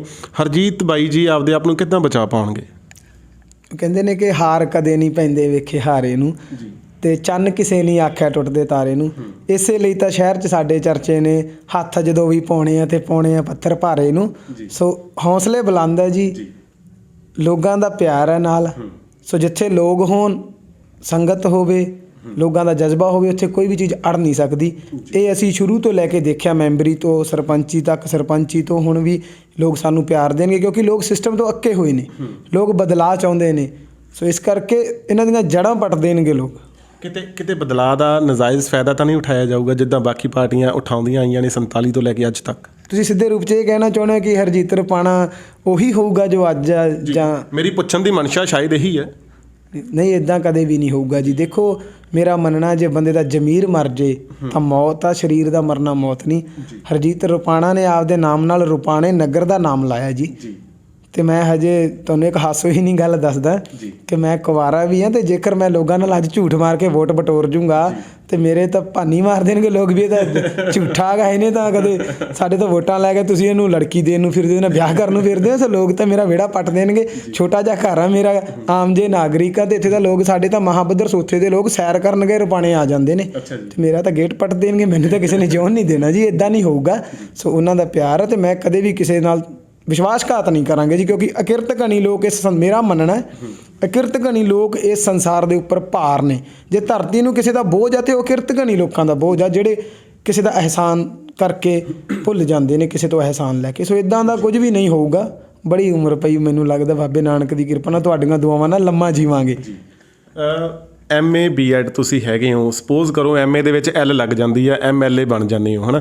ਸਭ ਤੋਂ ਪਹਿਲਾਂ ਜੇ ਕੀ ਏਜੰਡਾ ਹੋਊਗਾ, ਕੀ ਸੋਚ ਹੋਊਗੀ ਕਿ ਸਭ ਤੋਂ ਪਹਿਲਾਂ ਕਿਹੜੇ ਕੰਮ ਨੂੰ ਨਿਬੇੜਿਆ ਜਾਵੇ? ਸਭ ਤੋਂ ਪਹਿਲੀ ਮੈਂ ਮਹੱਤਤਾ ਦੇਵਾਂਗਾ ਇਸ ਗੱਲ ਨੂੰ ਕਿ ਸਾਨੂੰ ਪੁਰਾਣੇ ਜ਼ਖਮਾਂ ਨੂੰ ਸਭ ਤੋਂ ਪਹਿਲਾਂ ਭਰਨ ਦੀ ਲੋੜ ਹੁੰਦੀ ਹੈ। ਸੋ ਸਭ ਤੋਂ ਵੱਡੀ ਗੱਲ ਇਹ ਹੁੰਦੀ ਹੈ ਵੀਰ ਜੀ ਕਿ ਮੈਂ ਅੱਜ ਇੱਥੇ ਬੈਠਾ ਤੁਹਾਨੂੰ ਕਹਿ ਦੇਵਾਂ, ਮਲੋਟ ਦੇ 27 ਵਾਰਡ ਨੇ, 54 ਪਿੰਡ ਨੇ, ਅਜਿਹਾ ਕੋਈ ਵੀ ਲੀਡਰ ਨਹੀਂ ਹੋਣਾ ਜਿਹਨੂੰ 27 ਵਾਰਡਾਂ ਦੇ ਬਾਰੇ ਤੇ 54 ਦੇ 54 ਪਿੰਡਾਂ ਦੀਆਂ ਸਮੱਸਿਆਵਾਂ ਬਾਰੇ ਪਤਾ ਹੋਵੇ ਜਾਂ ਜਿਹਨੇ ਵਿਜ਼ਿਟ ਕੀਤਾ ਹੋਵੇ। ਇਸ ਕਰਕੇ ਮੇਰੀ ਪਹਿਲੀ ਕੋਸ਼ਿਸ਼ ਇਹ ਰਹੂਗੀ ਵੀ ਵੱਧ ਤੋਂ ਵੱਧ ਲੋਕਾਂ ਨਾਲ ਸੰਪਰਕ ਕੀਤਾ ਜਾਵੇ, ਦਿਨ ਹੋਵੇ ਰਾਤ ਹੋਵੇ, ਕਿਉਂਕਿ ਤੁਹਾਡੇ ਕੋਲੇ 5 ਸਾਲ ਹੁੰਦੇ ਨੇ, ਤੁਸੀਂ ਦਿਨ ਰਾਤ ਦੇ ਕੇ ਉਹਨਾਂ ਨੂੰ 10 ਸਾਲ ਬਣਾ ਸਕਦੇ ਹੋ। ਲੋਕਾਂ ਨੂੰ ਹਮੇਸ਼ਾ ਹੀ ਇਹ ਦਿੱਕਤ ਰਹਿੰਦੀ ਹੈ ਕਿ ਲੀਡਰ ਸਾਨੂੰ ਮਿਲਦੇ ਨਹੀਂ। ਸੋ ਮੇਰੀ ਕੋਸ਼ਿਸ਼ ਇਹ ਹੈ ਕਿ ਮੈਂ ਲੋਕਾਂ ਦੇ ਵਿੱਚ ਇੰਨਾ ਰਹੂੰਗਾ ਕਿ ਉਹ ਅੱਕ ਜਾਣਗੇ ਵੀ ਇਹ ਜਾਂਦਾ ਹੀ ਨਹੀਂ ਯਾਰ, ਚੱਕਰ ਕੀ ਆ। ਮੈਂ ਦਿਨ ਰਾਤ, ਮੈਂ ਉਹਨਾਂ ਸਿਆਸੀ ਲੀਡਰਾਂ ਵਰਗਾ ਨਹੀਂ ਜੋ ਸਟੰਟ ਖੇਲਦੇ ਨੇ, ਕਿਸੇ ਦੇ ਘਰੋਂ ਰੋਟੀ ਖਾ ਲਈ, ਕਦੇ ਰਾਤਾਂ ਕੱਟ ਕੇ ਪੈਸੇ ਦੇ ਕੇ। ਮੈਨੂੰ ਉਹ ਟਰੈਂਡ ਨਹੀਂ ਆਉਂਦੇ, ਨਾ ਹੀ ਉਹ ਢਕਵੰਜ ਆਉਂਦੇ ਨੇ। ਮੈਂ ਉਹ ਟ੍ਰਿਕਾਂ 'ਚ ਨਹੀਂ ਮਾਹਿਰ, ਮੈਂ ਕੰਮ ਕਰਨੇ 'ਚ ਮਾਹਿਰ ਹਾਂ। ਇਸੇ ਕਰਕੇ ਤੇ ਆਮ ਘਰ ਦਾ ਬੱਚਾ, ਜਮਾਂ ਸਧਾਰਨ ਬੱਚਾ, ਅੱਜ MA BEd ਟੈਟ ਪਾਸ ਕਰਨੇ ਤੋਂ ਬਾਅਦ MLA ਲਈ ਲੜ ਰਿਹਾ, ਇੱਕ ਸੀਟ ਚੰਡੀਗੜ੍ਹ ਦੇ ਵਿੱਚ ਇਸ ਮਲੋਟ ਹਲਕੇ ਦੀ ਆਵਾਜ਼ ਬੁਲੰਦ ਕਰਨ ਲਈ ਲੜ ਰਿਹਾ ਜੀ। ਤੁਸੀਂ ਹਰਜੀਤ ਰਪਾਣੇ ਵੱਲੋਂ ਮੇਰੇ ਖਿਆਲ 'ਚ ਕਾਫੀ ਵੱਡੇ ਵਾਅਦੇ ਹੋ ਰਹੇ ਆ, ਕਿਤੇ ਚੁਣਾਵੀ ਵਾਅਦੇ ਤਾਂ ਨਹੀਂ ਰਹਿ ਜਾਣਗੇ? ਇੱਦਾਂ ਕਦੇ ਵੀ ਨਹੀਂ ਹੋਊਗਾ ਜੀ। ਇਹ ਪੁੱਛਣ ਦਾ ਕਾਰਨ ਸ਼ਾਇਦ ਇਹ ਆ ਕਿਉਂਕਿ 1947 ਤੋਂ ਲੈ ਕੇ ਅੱਜ ਤੱਕ ਮੇਰੇ ਖਿਆਲ ਵਿੱਚ ਹਰ ਤਰ੍ਹਾਂ ਦੀ ਪਾਰਟੀ ਨੇ ਇਸੇ ਤਰ੍ਹਾਂ ਹੀ ਸ਼ਾਇਦ ਬੇਵਕੂਫ ਬਣਾਇਆ ਆਮ ਜਨਤਾ ਨੂੰ, ਹੈ ਨਾ। ਤਾਂ ਦੂਸਰੀ ਵਾਰ ਯਕੀਨ ਕਰਨ ਤੋਂ ਪਹਿਲਾਂ ਪੁੱਛਣਾ ਮੁਨਾਸਿਬ ਹੁੰਦਾ, ਹੈ ਨਾ, ਕਿ ਜੇ ਇੱਦਾਂ ਨਹੀਂ ਹੋਊਗਾ ਤਾਂ ਫਿਰ? ਮੈਂ ਹਮੇਸ਼ਾ ਹੀ ਇਹ ਗੱਲ ਕਹਿਣਾ ਹੁੰਦਾ ਕਿ ਤੁਹਾਡੀ ਗਵਾਹੀ ਲੋਕ ਭਰਦੇ ਨੇ। ਮੇਰਾ ਅੱਜ ਜੋ ਵੀ ਸਰਕਲ ਚੱਲ ਰਿਹਾ, ਦੇਖੋ ਮੈਂ ਪਹਿਲੇ ਕਿਹਾ ਕਿ ਜਿਹੜੀਆਂ ਵੋਟਾਂ ਨੇ ਨਾ, ਉਹ ਖਰਚੇ ਦਾ ਘਰ ਨੇ। ਲੋਕ ਇਨਵੈਸਟਮੈਂਟ ਕਰਦੇ ਨੇ ਇਹਦੇ ਵਿੱਚ, ਕਰੋੜਾਂ ਖਰਚਦੇ ਨੇ ਤੇ ਅਰਬਾਂ ਕਮਾਉਂਦੇ ਨੇ। ਬੰਦੇ ਦੀ ਭੁੱਖ 100 ਤੋਂ ਹਜ਼ਾਰਾਂ, ਹਜ਼ਾਰ ਤੋਂ ਲੱਖਾਂ ਤੇ ਲੱਖਾਂ ਤੋਂ ਕਰੋੜਾਂ ਤੇ ਕਰੋੜਾਂ ਤੋਂ ਅਰਬਾਂ ਤੱਕ ਜਾਂਦੀ ਹੈ। ਇਹ ਲਾਲਸਾ ਕਦੇ ਨਹੀਂ ਮੁੱਕਦੀ। ਤੇ ਸਾਡੀ ਥਿੰਕਿੰਗ ਆ ਖਾਣੀਆਂ ਰੋਟੀਆਂ, ਸੌਣਾ ਮੰਜੇ ਤੇ ਆ, ਜਿੱਥੇ ਮਰਜ਼ੀ ਸੌਂ ਜਾਓ। ਸੋ ਮੇਰਾ ਅੱਜ ਜੋ ਗੁਜ਼ਾਰਾ ਚੱਲਦਾ, ਜੋ ਇਲੈਕਸ਼ਨ ਮੈਂ ਲੜ ਰਿਹਾ, ਮੈਂ ਬੀਬੀਆਂ ਦੇ ਜੋ ਵੀ ਕੰਮ ਕੀਤੇ ਨੇ, ਪੈਨਸ਼ਨਾਂ ਲਗਾਈਆਂ, ਉਹਨਾਂ ਦੀ ਇੱਕ ਪੈਨਸ਼ਨ ਉਹਨਾਂ ਨੇ ਮੈਨੂੰ ਦਿੱਤੀ ਹੋਈ ਹੈ ਇੱਕ ਮਹੀਨੇ ਦੀ, ਕਿ ਹਰਜੀਤ ਰਪਾਣਾ ਸਾਡਾ ਪੁੱਤ ਇਲੈਕਸ਼ਨ ਲੜ ਰਿਹਾ, ਫੰਡਿੰਗ ਮੈਨੂੰ ਉਹ ਕਰ ਰਹੇ ਨੇ। ਬਹੁਤ ਅੱਛੇ। ਉਹਨਾਂ ਦੀਆਂ ਦੁਆਵਾਂ ਮੇਰੇ ਨਾਲ ਆ, ਤੇ ਮੇਰੇ ਲਈ ਵੋਟਾਂ ਵੀ ਬੀਬੀਆਂ ਜ਼ਿਆਦਾ ਮੰਗ ਰਹੀਆਂ ਨੇ। ਮੈਂ ਅੱਜ ਹਰਜੀਤ ਰਪਾਣਾ ਇੱਥੇ ਬੈਠਾ ਇੰਟਰਵਿਊ ਕਰ ਰਿਹਾ, ਤੇ ਇਲੈਕਸ਼ਨ ਕੰਪੇਨਿੰਗ ਉਹਦੀ ਹੁਣ ਵੀ ਚੱਲ ਰਹੀ ਹੈ। ਤੁਹਾਡੇ ਤੋਂ ਬਾਅਦ ਹੀ, ਮੈਂ 4-5 ਮਿੰਟਾਂ ਤੋਂ ਬਾਅਦ ਹੀ ਮੇਰਾ ਪ੍ਰੋਗਰਾਮ ਹੈ, ਤੇ ਮੇਰੇ ਲਈ ਉੱਥੇ ਬੀਬੀਆਂ ਵੋਟ ਮੰਗ ਰਹੀਆਂ। ਦੇਖੋ ਮੇਰੇ ਤੇ ਉਹਨਾਂ ਦਾ ਬਹੁਤ ਵੱਡਾ ਅਹਿਸਾਨ ਆ। ਹਰਜੀਤ ਰਪਾਣਾ ਭਾਵੇਂ ਰਾਜਾ ਬਣ ਜੇ ਤੇ ਭਾਵੇਂ ਰੰਕ ਬਣ ਜੇ, ਉਹ ਕਦੇ ਵੀ ਉਹਨਾਂ ਬੀਬੀਆਂ ਦਾ, ਭੈਣਾਂ ਦਾ ਕਰਜ਼ ਨਹੀਂ ਉਹ ਚੁਕਾ ਪਾਊਗਾ। ਕਿਉਂਕਿ ਅੱਜ ਉਹ ਮੇਰੇ ਨਾਲ ਜਿਸ ਸਮੇਂ ਦੇ ਵਿੱਚ ਖੜੀਆਂ, ਜਿਹੜੀ ਆਸ ਲੈ ਕੇ ਖੜੀਆਂ, ਉਹ ਮੇਰੇ ਲਈ ਦੁਆਵਾਂ ਵੀ ਹੈ ਤੇ ਬਹੁਤ ਵੱਡੀ ਜ਼ਿੰਮੇਵਾਰੀ ਵੀ ਆ। ਤੇ ਹਰਜੀਤ ਰਪਾਣਾ ਦੀ ਜ਼ਮੀਰ ਕਦੇ ਨਹੀਂ ਮਰੂਗੀ। ਇਹ ਤੁਹਾਡੇ ਨਾਲ ਵੀ ਵਾਅਦਾ ਘੁਮਾਣ ਸਾਹਿਬ ਜੀ। ਸਭ ਤੋਂ ਵੱਧ ਸਪੋਰਟ ਕਿਹਦੀ ਮੰਨੀ ਜਾ ਸਕਦੀ ਆ? ਪਰਿਵਾਰ ਵੱਲੋਂ, ਨਗਰ ਵੱਲੋਂ, ਜਾਂ ਕੋਈ ਖਾਸ ਜਿਹੜੇ ਯਾਰ ਦੋਸਤ ਆ ਤੁਹਾਡੇ? ਸਭ ਤੋਂ ਵੱਡੀ ਓਟ ਗੁਰੂ ਨਾਨਕ ਪਾਤਸ਼ਾਹ ਦੀ ਹੈ ਜੀ, ਰੱਬ ਦਾ ਓਟ ਆਸਰਾ। ਤੇ ਉਸ ਤੋਂ ਬਾਅਦ ਮੇਰੇ ਯਾਰ ਮੈਨੂੰ ਜਾਪਦੇ ਖੁਦਾ ਵਰਗੇ, ਯਾਰਾਂ ਦੋਸਤਾਂ ਦਾ ਬਹੁਤ ਕਰਜ਼ਾਈ ਹੈ ਹਰਜੀਤ ਰਪਾਣਾ। ਮੈਂ, ਤੁਸੀਂ ਕਹੋਗੇ ਵਾਰ-ਵਾਰ ਸ਼ੇਅਰ ਬੋਲਦਾ ਗੱਲਾਂ 'ਚ, ਮੈਂ ਕਹਿੰਦਾ ਹੁੰਦਾ ਕਿ ਮੈਂ ਏਡੀਆਂ ਸ਼ੋਹਰਤਾਂ ਦੇ ਕਿੱਥੇ ਲਾਇਕ ਸੀਗਾ। ਮੇਰੇ ਨਾਲ ਦੇ ਹੋਰ ਬਥੇਰੇ ਫਿਰਦੇ ਨੇ। ਸੋ ਮੇਰੇ ਲਈ ਤਾਂ ਤੁਹਾਡਾ ਜੇ ਇੰਟਰਵਿਊ ਕਰਨਾ ਵੀ ਬਹੁਤ ਵੱਡੀ ਉਪਲਬਧੀ ਹੈ, ਕਿਉਂਕਿ ਸਾਡੇ ਕੋਲੇ ਕੋਈ ਆਉਂਦਾ ਹੀ ਨਹੀਂ ਜੀ, ਸਾਡੇ ਕੋਲੇ ਦੇਣੇ ਲਈ ਪੈਸੇ ਹੀ ਹੈ ਨਹੀਂ ਇੰਟਰਵਿਊਜ਼ ਕਰਨ ਲਈ। ਸੋ ਮੈਂ ਕਹਿੰਦਾ ਹੁੰਦਾ ਕਿ ਮੈਂ ਏਡੀਆਂ ਸ਼ੋਹਰਤਾਂ ਦੇ ਕਿੱਥੇ ਲਾਇਕ ਸੀ, ਤੇ ਕਈ ਵਾਲੇ ਹੱਥਾਂ ਦੇ ਵਿੱਚ, ਕਸੀਏ ਚਲਾਉਣ ਵਾਲੇ ਹੱਥਾਂ ਦੇ ਵਿੱਚ ਕਿੱਥੇ ਆਉਣਾ ਮਾਈਕ ਸੀ। ਕਿਵੇਂ ਚੁਕਾਵਾਂ ਅਹਿਸਾਨ ਮੈਂ ਇਕੱਲੇ ਦਾ, ਜਿਹਨੇ ਮੇਰੇ ਪਿੱਛੇ ਸਮਾਂ ਗਾਲਿਆ। ਜਿਵੇਂ ਮਾਪੇ ਪਾਲਦੇ ਸ਼ੌਕੀਨ ਪੁੱਤ ਨੂੰ, ਮੇਰੇ ਯਾਰਾਂ ਦੋਸਤਾਂ ਨੇ, ਮੇਰੇ ਖੈਰ ਖਵਾਵਾਂ ਨੇ ਮੈਨੂੰ ਇੱਦਾਂ ਪਾਲਿਆ। ਮੈਨੂੰ ਇੱਕ ਲਾਡਲੇ ਪੁੱਤ ਵਾਂਗੂ ਮੇਰੇ ਯਾਰਾਂ ਦੋਸਤਾਂ ਨੇ, ਮੇਰੇ ਖੈਰ ਖਵਾਵਾਂ ਨੇ, ਦੁਆਵਾਂ ਦੇਣ ਵਾਲਿਆਂ ਨੇ ਪਾਲਿਆ। ਹਰਜੀਤ ਰਪਾਣਾ ਨੂੰ ਸਾਰੇ ਪਾਸੇ ਸਪੋਰਟ ਹੈ ਜੀ। ਰੱਬ ਵੱਲੋਂ ਵੀ ਹੈ, ਪਰਿਵਾਰ ਵੱਲੋਂ ਵੀ ਹੈ, ਤੇ ਯਾਰਾਂ ਦੋਸਤਾਂ ਦਾ ਤਾਂ ਮੈਨੂੰ ਯਾਰ ਮੇਰੇ ਜਾਪ ਦੇ ਖੁਦਾ ਵਰਗੇ ਕਦੇ ਦੇਣ ਨਹੀਂ ਦੇ ਪਾਵਾਂਗੇ। ਸੋ ਤੁਸੀਂ ਦੇਖਿਆ ਹੋਣਾ ਕਿ ਮੇਰੇ ਨਾਲ ਵੀਰ ਗੁਰਭੇਜ ਜੀ ਜਿਨ੍ਹਾਂ ਨੇ ਸਰਪੰਚੀ ਦੇ ਵਿੱਚ ਵੀ ਦੇਖੋ ਜਨਰਲ ਇਲੈਕਸ਼ਨ ਦੇ ਵਿੱਚ ਬਹੁਤ ਔਖਾ ਹੋ ਜਾਂਦਾ, ਅਤੇ ਜਿਹੜੇ ਸਾਡੇ ਇਲੈਕਸ਼ਨ ਆ ਚੋਣਾਂ ਇਹ ਸਿਆਸੀ ਪਾਰਟੀਆਂ ਨੇ, ਲੀਡਰਾਂ ਨੇ ਜਾਤ ਪਾਤ 'ਚ ਵੰਡ ਰੱਖੀਆਂ। ਕਾਸਟਿਜ਼ਮ ਸਾਡੇ ਤੁਸੀਂ ਦੇਖਿਆ ਹੋਣਾ ਕਿ ਕਦੇ ਵੀ ਹਿੰਦੂ ਕੌਂਸਲਟੈਂਸੀ ਦੇ ਵਿੱਚ ਵਿਧਾਨ ਸਭਾ ਦੇ ਵਿੱਚ ਮੁਸਲਿਮ ਲੀਡਰ ਨੂੰ ਨਹੀਂ ਦਿੱਤਾ ਜਾਂਦਾ ਸੀਟ ਦਾ, ਕੋਈ ਵੀ ਅਹੁਦਾ ਵੀ ਤੁਸੀਂ ਲੜੋ ਉਹਨਾਂ ਨੂੰ ਕੈਂਡੀਡੇਟ ਨਹੀਂ ਐਲਾਨਿਆ ਜਾਂਦਾ। ਕਿਉਂ? ਕਿਉਂਕਿ ਉੱਥੇ ਉਸਦੀ ਕਮਿਊਨਿਟੀ ਘੱਟ ਆ। ਹਾਂ, ਸੋ ਇਹ ਇਲੈਕਸ਼ਨ ਆ ਜਿਹੜੇ ਇਹ ਜਾਤ ਪਾਤ ਦੇ ਬਣਾਏ ਹੋਏ ਨੇ। ਜਦ ਅਸੀਂ ਸਰਪੰਚੀ ਲੜੀ ਜਨਰਲ ਇਲੈਕਸ਼ਨ ਦੇ ਵਿੱਚ, ਵੈਸੇ ਤਾਂ ਅਸੀਂ 28 ਸਾਲਾਂ ਤੋਂ ਇਕੱਠੇ ਹਾਂ, ਮੈਂ ਤੇ ਭਰਾ ਜੀ। ਸਾਡੀ ਪੁਰਾਣੀ ਸਾਂਝ ਹੈ ਕ੍ਰਿਕਟ ਵੇਲੇ ਦੀ, ਬਚਪਨ ਦੇ ਵਿੱਚ ਜਦ ਇਹ ਕ੍ਰਿਕਟ ਖੇਡਦੇ ਸੀ, ਅਤੇ ਤਦ ਤੋਂ ਲੈ ਕੇ ਇਹਨਾਂ ਦੇ ਪਿਤਾ ਜੀ ਨਾਲ, ਖੋਸਾ ਪਰਿਵਾਰ ਨਾਲ, ਮਰਹੂਮ ਸਰਦਾਰ ਬਲਦੇਵ ਸਿੰਘ ਜੀ ਖੋਸਾ, ਉਹਨਾਂ ਦੇ ਪਿਤਾ ਜੀ ਸਰਦਾਰ ਬਚਨ ਸਿੰਘ ਜੀ ਖੋਸਾ ਜੋ ਮੈਂਬਰ ਦੇ ਨਾਮ ਨਾਲ ਮਸ਼ਹੂਰ ਨੇ, ਇਸ ਪਰਿਵਾਰ ਨੇ ਹਮੇਸ਼ਾ ਹੀ ਮੇਰੀ ਪਿੱਠ ਥਾਪੜੀ ਹੈ। ਅਤੇ ਮੈਨੂੰ ਇੰਨਾ ਵੱਡਾ ਹੁੰਗਾਰਾ ਮਿਲਦਾ ਰਿਹਾ ਕਿ ਜਿਵੇਂ ਉਹ ਕਹਿੰਦੇ ਨੇ ਕਿ ਮਾਂ ਦੀ ਹੱਲਾ ਸ਼ੇਰੀ ਸ਼ੇਰ ਬਣਾ ਦਿੰਦੀ।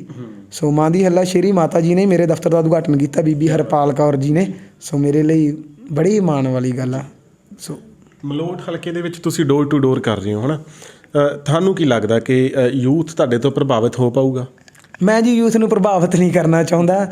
ਮੈਂ ਯੂਥ ਨੂੰ ਬਸ ਦੱਸਣਾ ਚਾਹੁੰਦਾ ਕਿ ਉਹ ਗੱਲ ਸੁਣਨ ਅਤੇ ਆਪਦੇ ਹੱਕਾਂ ਨੂੰ ਪਛਾਣਨ ਅਤੇ ਦੇਖਣ ਕਿ ਉਹਨਾਂ ਦੀ ਆਵਾਜ਼ ਬੁਲੰਦ ਕਰਨ ਲਈ ਉਹਨਾਂ ਦਾ ਭਰਾ ਆਇਆ, ਸਾਥ ਉਹਨਾਂ ਨੇ ਦੇਣਾ, ਜ਼ਮੀਰ ਨੇ ਉਹਨਾਂ ਦੀ ਨੇ ਜਾਗਣਾ, ਇਜਾਜ਼ਤ ਉਹਨਾਂ ਦੀ ਜ਼ਮੀਰ ਜੇ ਉਹਨਾਂ ਨੂੰ ਦਿੰਦੀ ਹੈ ਤਾਂ ਯੂਥ ਦੀ ਆਵਾਜ਼ ਪੂਰੇ ਪੰਜਾਬ ਦੇ ਵਿੱਚ, ਚੰਡੀਗੜ੍ਹ ਵਿਧਾਨ ਸਭਾ ਦੇ ਵਿੱਚ ਅਗਾਂਹ ਲੈ ਕੇ ਜਾਵਾਂਗੇ। ਦੇਖਦੇ ਰਹਿ ਜਾਣਗੇ ਕਿ ਯਾਰ ਯੂਥ ਦੀ ਆਵਾਜ਼ ਕੋਈ ਲੈ ਕੇ ਆਇਆ, ਕਿਉਂਕਿ ਮੈਂ ਉਸ ਸਿਸਟਮ ਤੋਂ ਪੀੜਤ ਹਾਂ। ਮੈਂ ਖੁਦ ਉਸ ਸਿਸਟਮ ਤੋਂ ਪੀੜਤ ਹਾਂ। ਉਸ ਸਿਸਟਮ ਦੀ ਉਪਜ ਹਾਂ ਮੈਂ, ਕਿ ਸਾਨੂੰ ਬੇਰੁਜ਼ਗਾਰਾਂ ਨੂੰ ਗੈਂਗਸਟਰਵਾਦ ਵੱਲ, ਨਸ਼ਿਆਂ ਵੱਲ ਧੱਕ ਦਿੱਤਾ ਜਾਂਦਾ, ਅਤੇ ਸਾਡੇ ਮਾਂ ਪਿਓ ਦੇ ਸੁਪਨੇ ਚਕਨਾਚੂਰ ਹੋ ਜਾਂਦੇ ਆ ਜੀ। ਅਤੇ ਫਿਰ ਅਸੀਂ ਉਹ ਪੁਰਜੇ ਬਣਾ ਦਿੱਤੇ ਜਾਂਦੇ ਹਾਂ ਸਿਸਟਮ ਵੱਲੋਂ, ਜਿਹੜੇ ਕਿਤੇ ਵੀ ਫਿੱਟ ਨਹੀਂ ਬੈਠਦੇ, ਨਾ ਤਾਂ ਉਹਨਾਂ ਨੂੰ ਘਰ ਦੇ ਹੀ ਐਕਸੈਪਟ ਕਰ ਪਾਉਂਦੇ ਅਤੇ ਨਾ ਹੀ ਸਮਾਜ। ਬਸ ਫਿਰ ਉਹ ਨਸ਼ਿਆਂ ਦੀ ਗ੍ਰਿਫਤ 'ਚ ਚਲੇ ਜਾਂਦੇ ਆ, ਅਤੇ ਨਸ਼ਿਆਂ ਤੋਂ ਤੁਹਾਨੂੰ ਪਤਾ ਹੀ ਹੈ ਕਿੱਦਾਂ ਦੇ ਕ੍ਰਾਈਮਾਂ ਦੇ ਵਿੱਚ ਧੱਕ ਦਿੱਤੇ ਜਾਂਦੇ ਆ, ਅਤੇ ਸਿਆਸੀ ਲੀਡਰ ਕਿੱਦਾਂ ਉਹਨਾਂ ਨੂੰ ਭਾੜੇ ਦੇ ਕਮਾਂ ਤੱਕ ਕਿਰਾਏ 'ਤੇ ਲੈ ਕੇ ਕਿੱਦਾਂ ਰੈਲੀਆਂ 'ਚ ਲੈ ਜਾਂਦੇ ਨੇ, ਅਤੇ ਤੇਲ ਤੂਲ ਮੋਟਰਸਾਈਕਲਾਂ 'ਚ ਪਾ ਕੇ ਕਿੱਦਾਂ ਉਹਨਾਂ ਤੋਂ ਨਾਅਰੇ ਲਵਾਏ ਜਾਂਦੇ ਨੇ। ਸੋ ਮੈਂ ਉਸ ਚੀਜ਼ ਤੋਂ ਯੂਥ ਨੂੰ ਦੂਰ ਕਰਨਾ ਚਾਹੁੰਦਾ, ਉਹਨਾਂ ਨੂੰ ਨਾਲ ਇਸ ਚੀਜ਼ ਦੇ ਜੋੜਨਾ ਚਾਹੁੰਦਾ ਕਿ ਯੂਥ ਮਾਣ ਹੋਵੇ, ਜਿਵੇਂ ਜੈ ਜਵਾਨ ਜੈ ਕਿਸਾਨ, ਜਵਾਨੀ ਅਤੇ ਕਿਸਾਨੀ ਬਹਾਲ ਹੋਵੇ। ਪਾਰਟੀ ਦਾ ਏਜੰਡਾ ਵੀ ਸਾਡੇ ਇਹੀ ਹੈ। ਸੋ ਇਸ ਕਰਕੇ ਯੂਥ ਨੂੰ ਪ੍ਰਭਾਵਿਤ ਨਹੀਂ, ਯੂਥ ਨੂੰ ਨਾਲ ਲੈ ਕੇ ਚੱਲਾਂਗੇ ਵੀ ਜੀ। ਸੋ ਸਾਡੀ ਥਿੰਕਿੰਗ ਇਹੀ ਹੈ। ਬਾਕੀ ਪਾਰਟੀਆਂ ਦੇ ਜਿਹੜੇ ਤੁਹਾਡੇ ਮਲੋਟ ਹਲਕੇ ਦੇ ਵਿੱਚ ਉਮੀਦਵਾਰ ਨੇ, ਕੀ ਸੋਚਦੇ ਹੋ ਕਿ ਸਭ ਤੋਂ ਵੱਧ ਜਿਹੜੀ ਤੁਹਾਡੀ ਜਿਹੜੀ ਰੇਸ ਉਹ ਕਿਹਦੇ ਨਾਲ? ਰੇਸ ਜੀ ਅਸੀਂ ਤਾਂ ਮੱਥਾ ਸਿਸਟਮ ਨਾਲ ਹੀ ਲਾਉਣੇ ਹੁੰਦੇ ਆ। ਇਹ ਰਵਾਇਤੀ ਨੇ, ਬਾਹਰੀ ਨੇ, ਸਿੱਧਾ ਕਹਿ ਲਾਂ ਤਾਂ ਦੇਖੋ ਜਿਹੜੇ ਤਿੰਨੋਂ ਰਵਾਇਤੀ ਪਾਰਟੀਆਂ, ਇੱਥੇ 15 ਕੈਂਡੀਡੇਟ ਨੇ ਜੀ ਮਲੋਟ ਕੌਂਸਲਟੈਂਸੀ ਦੇ ਵਿੱਚ ਕਿਸਮਤ ਅਜਮਾ ਰਹੇ, ਦਾ ਲਾ ਰਹੇ। ਉਹਨਾਂ 'ਚ ਹਰਜੀਤ ਰਪਾਣਾ ਵੀ ਆ ਜਾਂਦਾ, ਸਰਦਾਰ ਹਰਪ੍ਰੀਤ ਸਿੰਘ ਜੀ ਕੋਟਭਾਈ ਆਪਣੇ ਅਕਾਲੀ ਦਲ, ਸ਼੍ਰੋਮਣੀ ਅਕਾਲੀ ਦਲ ਤੋਂ ਇਹਨਾਂ ਦੀ ਵੋਟ ਹੈਗੀ ਕੋਟਭਾਈ ਜੀ। ਮਲੋਟ ਹਲਕੇ 'ਚ ਇਹਨਾਂ ਦੀ ਵੋਟ ਹੈ ਨਹੀਂ ਅੱਜ ਵੀ। ਬੀਬੀ ਬਲਜੀਤ ਕੌਰ ਜੀ ਝਾੜੂ ਪੋਚਾ ਪਾਰਟੀ ਵਾਲੇ, ਉਹਨਾਂ ਦੀ ਵੋਟ ਵੀ ਹੈ ਨਹੀਂ, ਫਰੀਦਕੋਟ ਤੋਂ ਨੇ। ਪਿਤਾ ਜੀ ਉਹਨਾਂ ਦੇ ਮੈਂ ਤੁਹਾਨੂੰ ਦੱਸਿਆ ਕਿ MP ਸੀਗੇ। ਅਤੇ ਬੀਬੀ ਰੁਪਿੰਦਰ ਕੌਰ ਰੂਬੀ ਜੀ। ਸੋ ਹੁਣ ਪਤਾ ਨਹੀਂ ਤੁਹਾਨੂੰ ਕਿੱਦਾਂ ਲੱਗੂਗਾ, ਜਦ ਉਹ ਮੇਰੇ ਬਠਿੰਡਾ ਦਿਹਾਤੀ ਦੇ ਵਿੱਚ ਰਿਲੇਟਿਵ ਨੇ, ਉਹਨਾਂ ਨੇ ਤੋਂ ਮੈਂ ਪੁੱਛਿਆ ਕਿ ਕਿੱਦਾਂ ਬੀਬੀ ਜੀ। ਸੋ ਇੱਕ ਮਜ਼ਾਕੀਆ ਤਰ੍ਹਾਂ ਦੇ, ਹਰ ਪਿੰਡਾਂ ਦੇ ਵਿੱਚ ਹਰ ਤਰ੍ਹਾਂ ਦੇ ਵੰਨਗੀ ਦੇ ਲੋਕ, ਉਹ ਕਹਿੰਦੇ ਨੇ ਕਿ ਖੂਬਸੂਰਤ ਹੈ ਮਗਰ ਵਫਾਦਾਰ ਨਹੀਂ। ਉਹ ਗੱਲ ਆ ਕਿ ਲੋਕ ਇੱਦਾਂ ਹੀ ਪ੍ਰਭਾਵਿਤ ਹੋਏ ਪਏ ਨੇ। ਸੋ ਵਫਾਦਾਰੀ ਹੈ ਨਹੀਂ ਇਹਨਾਂ 'ਚ। ਜੇ ਤੁਸੀਂ ਇੱਦਾਂ ਹੀ ਚੰਗੇ ਹੋ ਅਤੇ ਬਠਿੰਡਾ ਦਿਹਾਤੀ ਛੱਡ ਕੇ ਜਿਸ ਤਰ੍ਹਾਂ ਤੁਸੀਂ ਜੰਪਲ ਹੋ ਅਤੇ ਤੁਸੀਂ ਮਲੋਟ ਕੌਂਸਲਟੈਂਸੀ 'ਚ ਆ ਜਾਂਦੇ ਹੋ, ਮਲੋਟ ਦੇ ਲੋਕਾਂ ਨੂੰ ਕੀ ਸਮਝਦੇ ਹੋ?